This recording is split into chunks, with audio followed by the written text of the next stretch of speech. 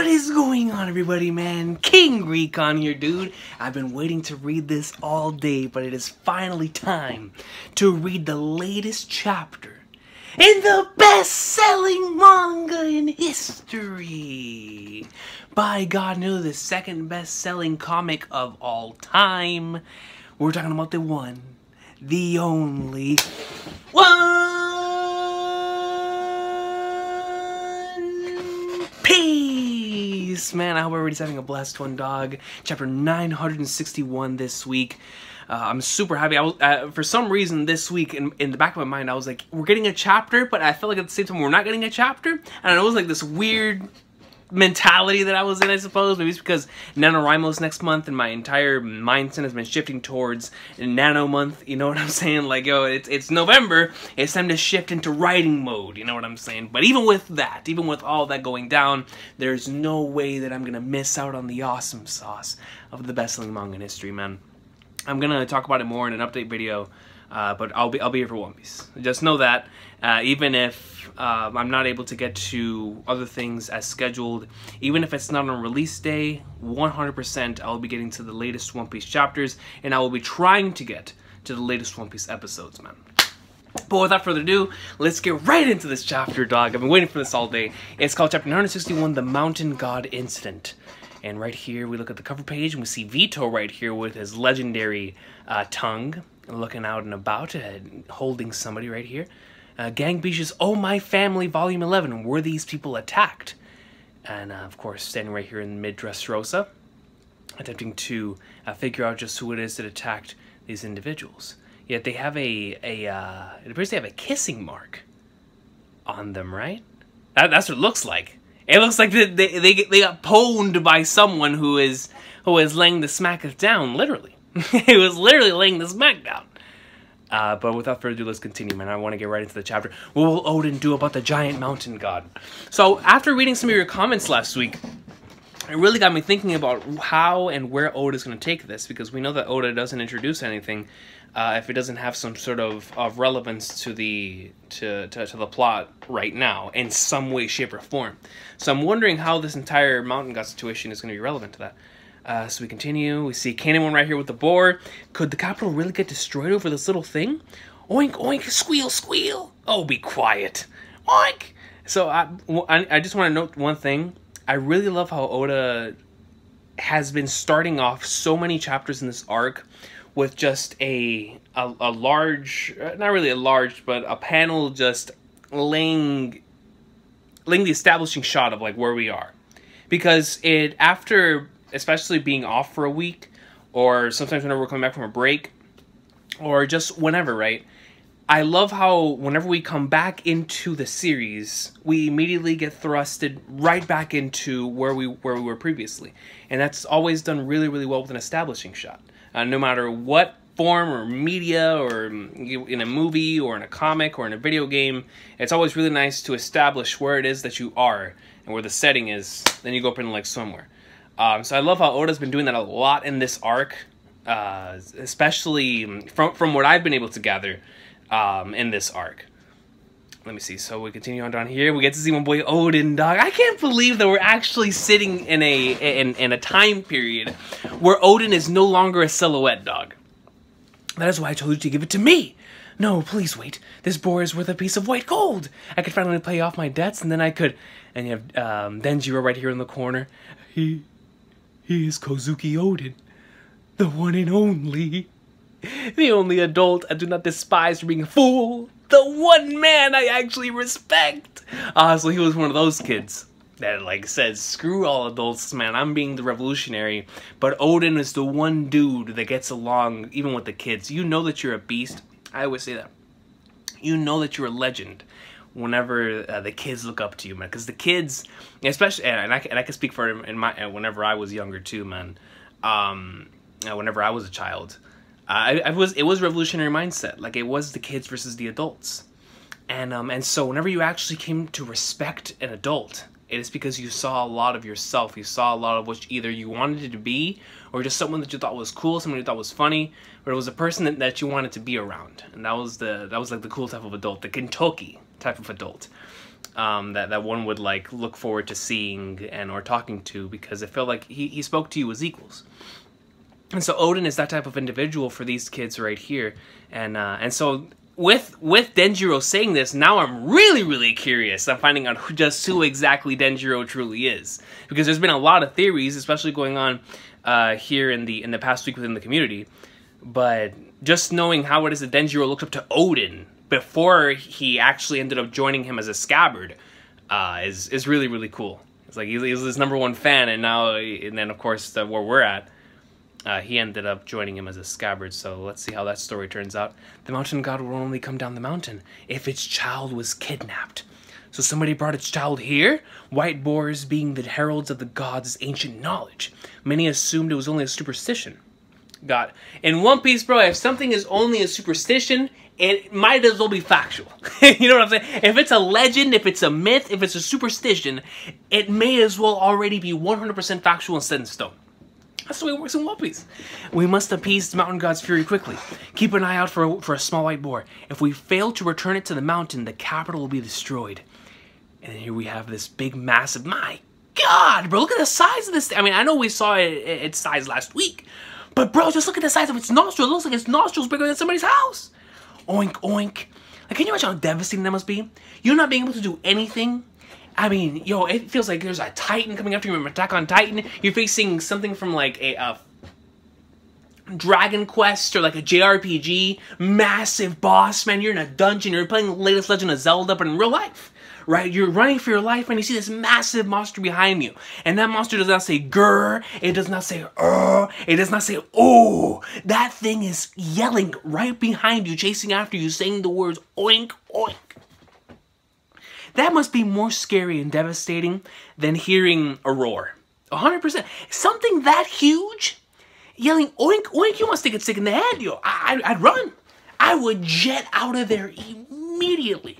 If I heard something that big, especially in a deep voice, hell, even scarier. If it had like a Pika type of voice, where it's like, oink, oink. I mean, its pitch is like really high. I'm out.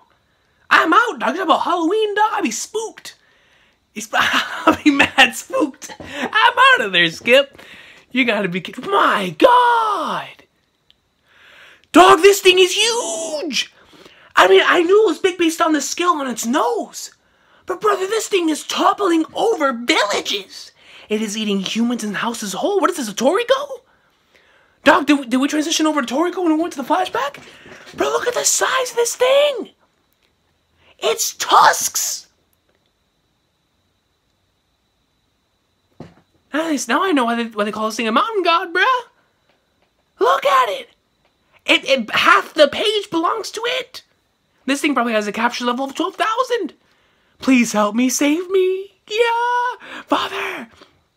Someone please help. The boar ate my daughter. This is a nightmare. Can you imagine that, bro? I mean, a boar. You sit here your entire life eating, living peacefully in the flower capital, and then later on the line you have to say, and you're talking about your family and whatnot, and you have to tell someone else that you lost your family to a giant boar. I don't know if that is something that someone considered to be embarrassing. I don't know if that's something that Oda is putting in here for jokes.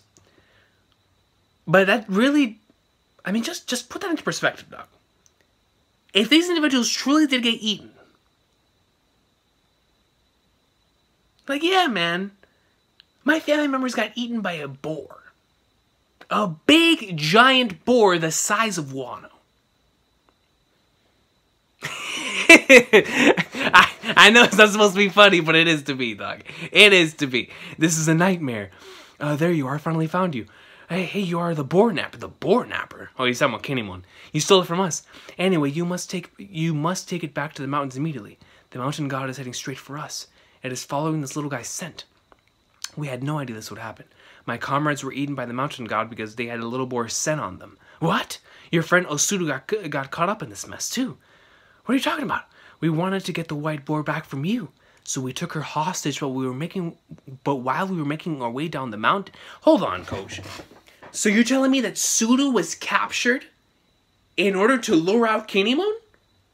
So everyone else around the village, or the in Wano, they knew of their relationship then. They knew that Suru and Kinemon were tight, and that if something happened to one of them, the other one will come to the rescue. So that was well-known base knowledge. But anyways, so right here you see the massive boar in the back right here, and it says they were all eaten. This is all your fault. So wait a minute. If it's saying that they were all eaten, then that's 100% confirmation that this boar, whatever it's eating, doesn't actually end up eating these things. Because of course Suru's alive. Or maybe it only eats some. That monster will come straight here because of the scent. Here it comes. And you have the monster right there, right in front of them. Kinemon breaks out his sword! Are we talking about the Firefox?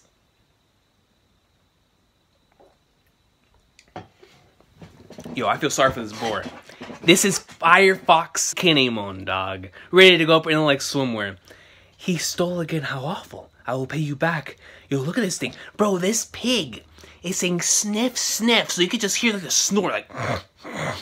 And it's glaring at him. Can you just imagine how loud that is? Get a real job, Kinemon. If you stay in the Yakuza, you'll probably end up dead. Fine by me, no one would care if I died anyway.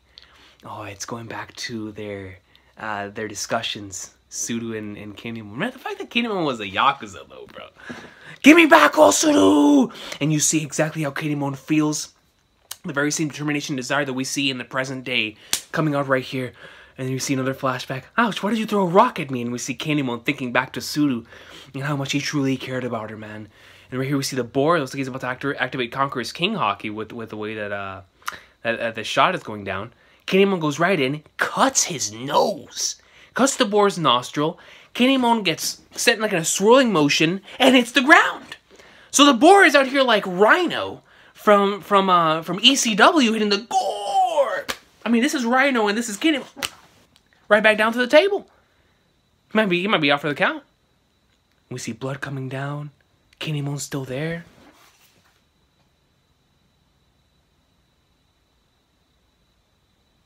That's the boar's blood, right? That's not Kinemon's blood? I think that's the boar's blood. Yeah, Kinemon gets in flying.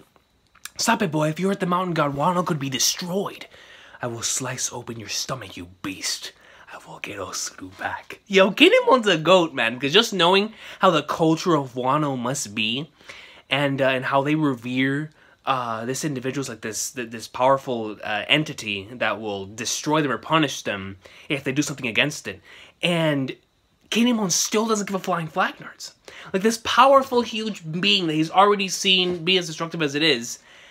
He's going 100% head on with it. Like, who gives a flying flag? I am gonna get back Suru. Kinemon, dog. What kind of god are you? And you have the pig go back and say, Oink. And that oink was translate to, you know who I am. It's like Kevin Durant said on First Take today. I'm Kevin Durant, dog. You know who I am. That's what the pig is saying. The pig is like, Oink. You know who I am. You know why I'm here. And you get another massive oink, and you see that it goes right down, dashes on, or I shouldn't even say dash, like, what is the right word? Snorts. It puts his head down, like, what is the right term to use whenever like a chicken or a bird puts their head and like, you know, whenever they go down to immediately grab some food or a seed. What is the proper term for that? I don't know. I don't know what the proper term for it is, but that's exactly what this boar is doing here. That boy has guts. Stop it, Kinemon. You gotta love how Odin puts his hand to his chin on some classic, like, old man wisdom stuff. And he's like, you know what, man? My boy's got some guts. like, he's not gonna go out there and save him. He's not gonna go out there and help him. He's like, you know what, man? I like this kid. I like this kid. He's pretty feisty. So here we go back and we see Kinemon gets absolutely and utterly destroyed. He has the One Piece unconscious white eyes, blood going up. We see that he has been defeated by the boar. The boar goes up, oink. You see it raises its mouth and places it just like this, like a gator. You see everything's going up in flames, and it continues on its rampage. If Osuru dies because of me, then I have no right to continue living. Hey, boar, is this what you have been looking for? Odin. Yeah, bro! And you have Odin in mid-cut. Hold on, dog. Bro, you have Odin mid-cut. Just like this. Blade behind him. In one hand. And in the other hand, he's holding up the pig, yo. He's like, yo, is this what you're looking for? Yo, this panel is nasty. I love the way this panel is drawn. You have the boar all the way in the back. It's looking back like, have you guys ever read Naoki Urasawa's Monster? The illustrations in that series really remind me of this type of illustration, the type of that type of shading that goes into like a horror type of story like that when it comes to monsters, which is very popular and prominent in Naoki Urasawa's works when it comes to showing something that is supposed to be very overpowering or some sort of like a monster type of presence. He tends to use that type of shading. So I love how Oda uses a similar type of work here in order to showcase the boar looking back and giving this menacing look. But while he's giving this menacing look, you're only giving a silhouette of the back of Odin, and he looks so beast, dog. I mean, he has the Ichigo sword or pose going down in the real song, gets right here in the back, but in the midst of this, yo, he's holding the pig up like, yo, you want this? Come and get it! I'm right here! Odin greatness! Kozuki Odin, that cursed child, he is behind another disaster. He caused this. And here we go again, man. They're just gonna go on and blame Odin for everything. I was craving some roasted boar. Bro, you know you're a legend. I was just saying that about Kinemon. You know Odin's a goat when he knows exactly what this thing is. He's been a part of the culture. He's the son of the Shogun. He knows exactly what this thing is and how much people revere it. And my guy's like, yo, this is my dinner. My guy said, yo, this is my dinner. On some Luffy stuff. Give me back my mother. How could you do something so cruel? Give me back my daughter. No, I am responsible for this. And here you see it goes down, oink. Odin 2 sword style. Yo, we're seeing his blades in action. And we see the boar go down towards the pig. You see it open its eyes. Odin. Togen Shirataki. And it goes right through its mouth. Right. Oh, this is a gorgeous panel, man. So what we get here is the panel going down of the pig and its mouth wide open. And in the midst of the pig's mouth, you have Kozuki Odin going from that side to this side and breaking through all of its teeth, man. Like it's doing a mission in Dark Souls 4. Like, yo, straight up. Going right through and just Togen Shirataki goes right through the tooth. The art of the tooth. Yo, Odin could be my dentist, dog. That's my dentist. Look at him, dog. Bro, his tusk. Did y'all remember the size of the tusk from the first page of the chapter? My man cut off that tusk like it was nothing. Kozuki Odin. Togen Shirataki, which the translator note says right here, Paradise Waterfall. And you see this boar's teeth go flying all over the place, man. And then right here you get a better panel of it right next to it, where the boar's teeth are just shattering like glass shards onto the floor. And you see it going down onto the ground. You see everybody give it the classic One Piece shocked expression. You get a close up to Odin's face. You see Denjiro like, oh, sugoi! This man is a beast. And you have Hyogoro saying, impressive, we should head back. Yo, you know, whenever you gain the respect of Hyogoro the flower, I mean, who wouldn't he gain the respect of in this situation, dog? Knowing how much you revere this thing and how much everybody has feared this thing and how much damage this thing was causing, dude, this thing got one-shotted. The boar got one-shotted by his mouth. Because Odin's genius is like, you know what? Why am I going to cut the thing in half if I could just cut off its teeth? I'm just going to cut its mouth so that way it can no longer go on to eat anything else. Screw it. If that is its biggest point of attack, I'm taking it out. I'm taking it out. It is said that an entire village worth of people was eaten by the boar. The capital may have survived, but nearly a quarter of the city was lost. Wait, so they were actually eaten by the boar? Miraculously, there were no human fatalities. How? So, were they just eaten, and then like they managed to climb out of the boar? And here we see Suru, Kinchan, wah! As it was, what Odin did was so cool. We should probably thank him, but it was his fault in the first place. He's a criminal. You see, this is the type of mentality people have, man. Like whenever they have like a negative mindset towards an individual, it's like, oh man, what he did was awesome, but I can't admit it because he's that individual. You know what I'm saying? Like, and that happens a lot in real life too. Like, I don't know, just admit whenever somebody does something awesome. He was so cool, I almost cried out in awe. That's how you know he was a piece. Yeah, but it was awesome though. Real talk, just knowing how much you revere that boar, and my dude not only challenged it head on, but he obliterated that thing in the coolest type of fashion. Everyone listen, I have a confession to make. That would be pointless. Odin goes right down and punches him in the back of the head. I apologize for the timing of this, but... Aha, I see, so I've been disowned. Not only that, but I have also been exiled from the capital.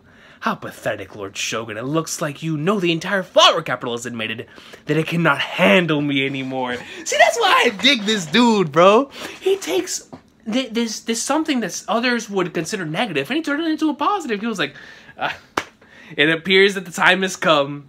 This town can no longer handle a Kozuki Odin. It can't handle me, dog. That's straight. It's all right. And he says, this is exactly what I wanted.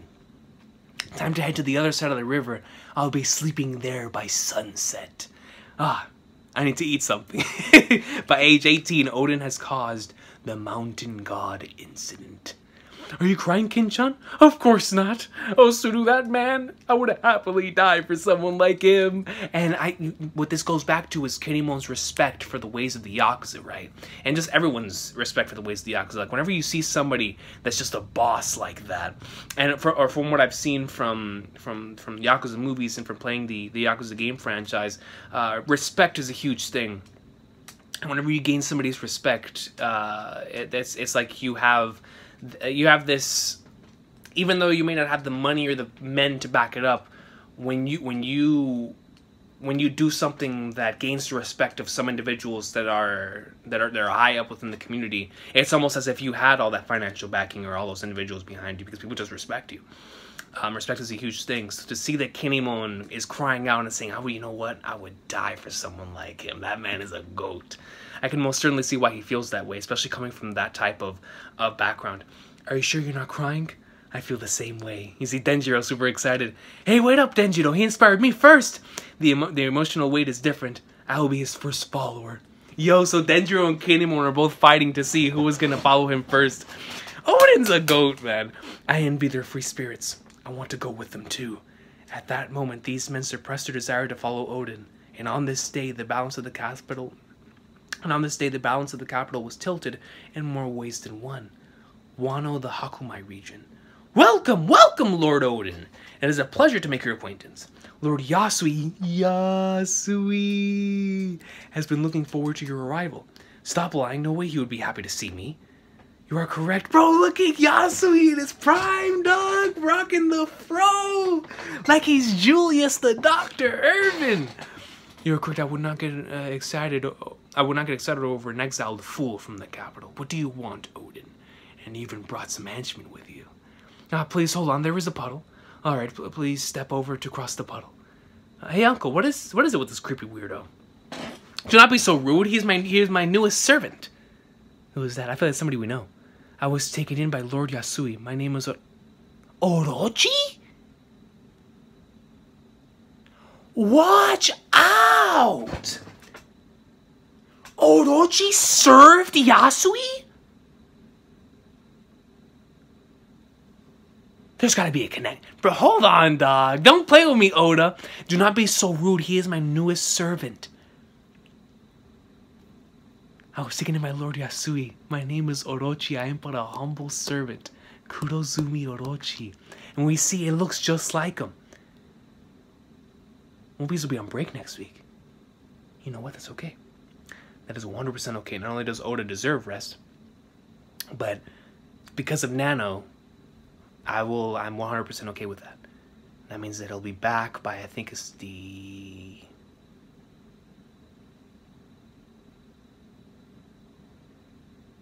like the 15th, right? Somewhere on there. Okay.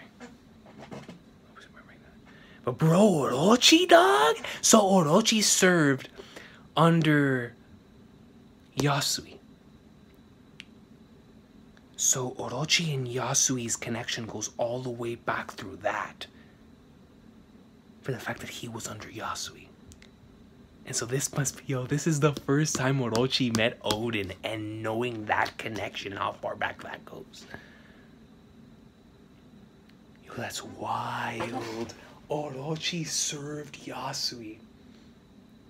Man, when I go back and I reread those chapters again, it's going to have a whole new weight and meaning behind them, which is exactly what I was asking for from this flashback. To add new weight and new meaning to the stuff that we had already witnessed and the stuff that we were going to witness in the Wano arc. This right here is precisely why I believe that Oda wanted to place this flashback in this particular moment in the arc. Right smack dab in the middle. Because we have context based on what had already happened before in the arc, and it's going to provide a hell of a lot of emotional weight whenever we get into the rest of it in Onigashima. But the fact that Orochi served under Yasui, I'm telling y'all right now, man, whenever we go back and read those chapters, it's going to add so much to the words, especially that Yasui stated. Remember those incredible words that Yasui stated before he died? And I wonder how Orochi truly must have felt as Yasui died, man, because he served under this man. But then it just makes me wonder, like, then how did all this come to be? How did Orochi manage to climb from being a servant under Yasui to being the shogun?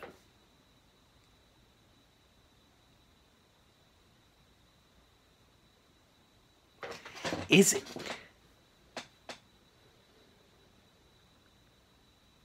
You know, I never really thought about it, but how did Orochi ever meet Kaido? I know that they invaded, right? I know that they invaded and on that night 20 years ago, according to chapter 120. But was there prior planning to that? I mean, there had to have been with Orochi and Kaido.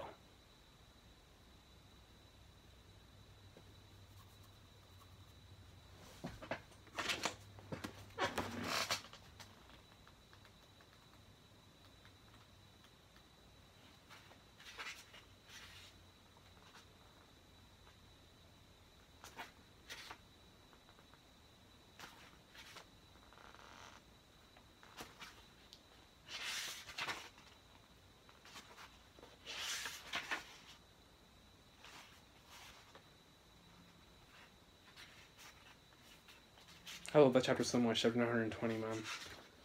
I'm trying to find the exact panel where they spoke of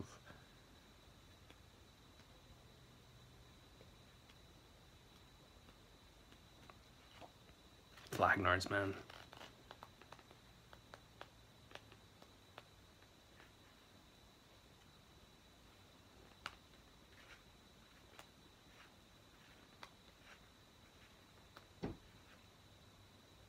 Here it is.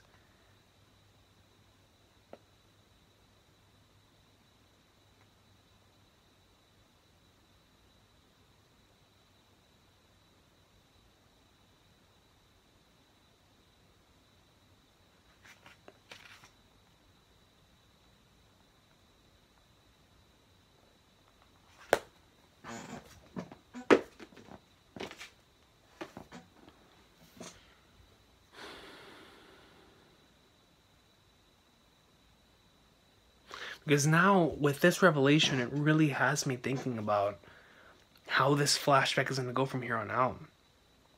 Because we have to see the origins of how it is that Orochi and Kaido came to know each other. And how it is that their plans came to intertwine in the manner that they did. And and the thread that connects them. But Orochi they're just not going to allow someone like that to just randomly rise into power, right? I mean, something had to have taken place. Either they found out that Orochi has some sort of tie to someone else in Wano, or Orochi, from here until Odin became the Shogun, became somebody that was really, really close to Odin. Right? Like, someone really, really close to Odin. Somebody that the people respected. Because then, how else? Because for a long time, I just assumed that Orochi, that the Kurozumi family was just a thing. Right? That Orochi rose into power, excuse me, due to him having some sort of connection, or him being second in line, in terms of having some sort of royal blood, or something that had to have taken place in order for him to take over. You know? But my man came from just being a servant. So now I'm really, really curious on following his journey, and how it is that he managed to make it into the reigns of Shogun. With this revelation, this flashback's going to be much longer than I originally anticipated. Because we're going to be following multiple characters' journeys into who they would eventually become. And whenever we get to the stuff discussed in chapter 120, man, dude, you're gonna end up exactly as the Straw Hats did whenever they're listening to that flashback. Because I'm already really loving Odin, man. Flipping Flagnars, bro. Orochi being a servant really turns everything in terms of how I originally anticipated this all going. This is truly an Oda breaking an ankles moment. Now I'm really, really excited to see how this goes. Because Orochi had to have been close to Odin. There's no way that Orochi got into that position in power if it wasn't for those connections beforehand. But to know that he was directly under Yasui, that's madness, bro. That's madness. Let me just go through this one more time with Odin and the boar and Denjiro. Yeah, this boar was going ham, dude. It was going in. When Kinemon figured out that Suda was eaten by the boar, my guy went up in like super mad respect for Kinemon on this and this situation right here. But then, of course, he got pwned. And then came the man, dog. Odin's a goat, dude. I knew that he was gonna be a legend just based off of his off of the stories about him, but to see it in the flesh, to see it in real time, to see how it is that all these other individuals were in fear of this massive monster, and Odin didn't give a slight. I mean, bro, my man didn't care. He didn't care, dog. He took it head on, taking out its teeth. Not only that, but then proceeded afterwards.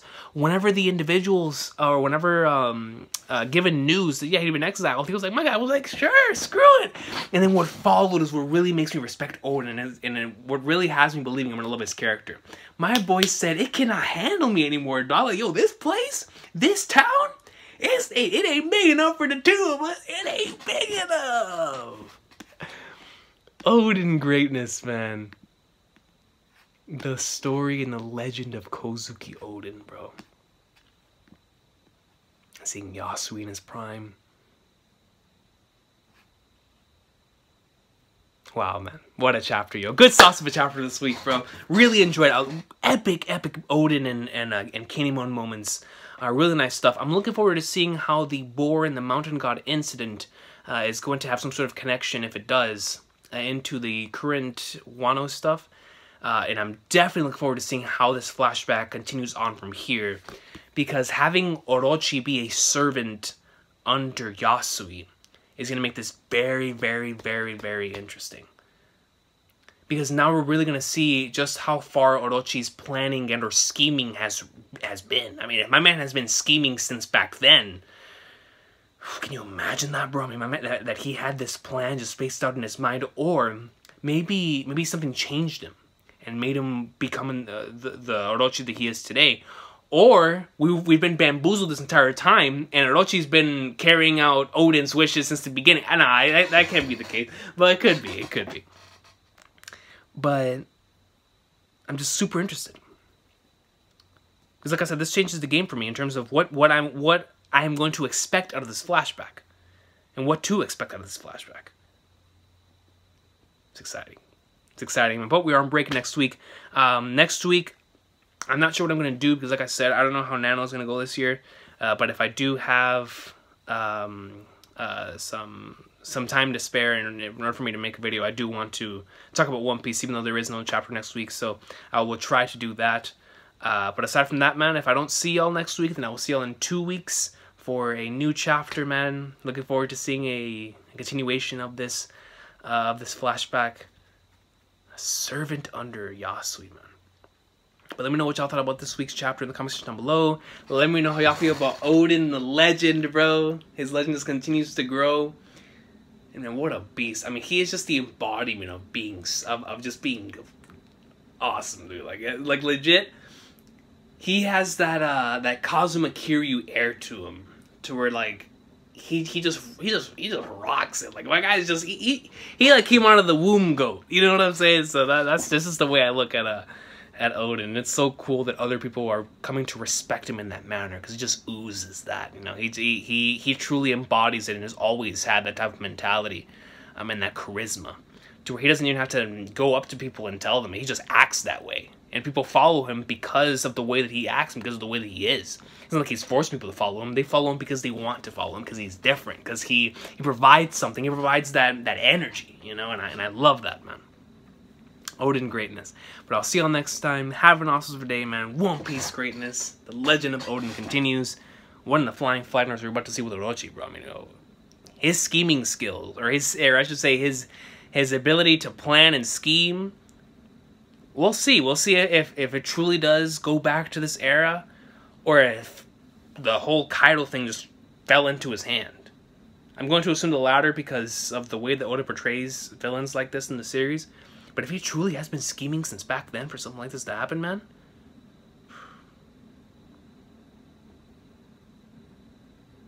Orochi, man. Well, I don't know. We'll see, though. Y'all have a good one.